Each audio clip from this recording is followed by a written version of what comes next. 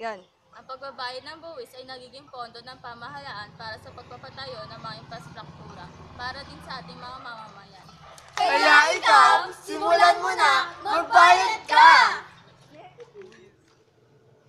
Upang ang lahat ay maging masaya, upang umunlad ang ating bansa, halina't magbayad ng ating buwis, halina't maging patas sa